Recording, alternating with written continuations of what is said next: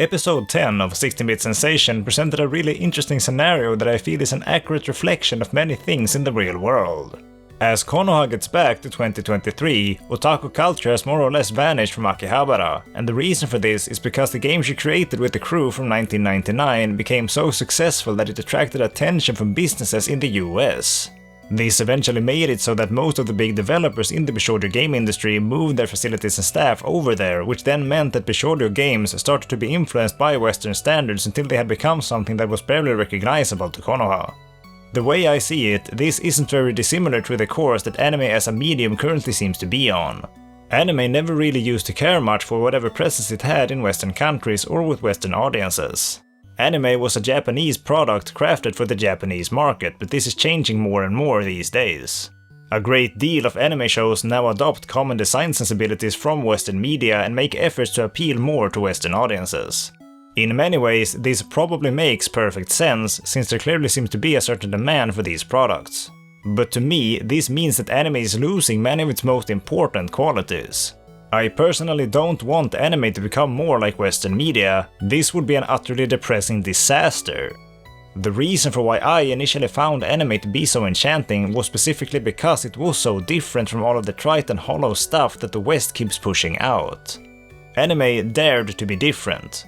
Creators dared to take risks and make weird shows that gave no craps at all about what kind of an audience it might have had. People made art because they were passionate about art. The Western media culture feels more like a fast food industry where everything is carefully researched and produced to appeal to as many people as possible and to be as cost effective as possible, and often having no soul whatsoever in the process. And plenty of anime shows these days match this description too, because the Western audience has started to influence the anime industry. To be clear, this isn't to say that this is the cause for all cynical anime shows being made, but at the very least, the priorities that studios have has clearly started to shift due to the presence that anime now has in the West. At the start of this fall 2023 season, I was very quick to praise 16-Bit Sensation because it was very different from all of this. It felt like a reminder of how things used to be, like an homage to the early days of anime and otaku culture, and this was absolutely fantastic in my eyes. So there's now a great deal of impact when this whole scenario is given some manner of presence in the show itself. Konoha doesn't want this watered down, westernized version of Bishoujo games because obviously the integrity of these works is greatly tarnished as a result. It's a really multi-layered commentary because this show itself, just on account of what it's about, challenges the common formulas for how to make a popular and accessible piece of media. And now, at the same time, it speaks of this very same dilemma within its own universe. 16-Bit Sensation stands against this very destructive trend in anime where shows start to compromise on their content to appeal more to Western audiences.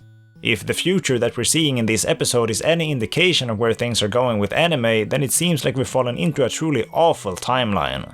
Anime likely would have been a more creative industry if it would have remained as a solely Japanese product with a more niche appeal in the West.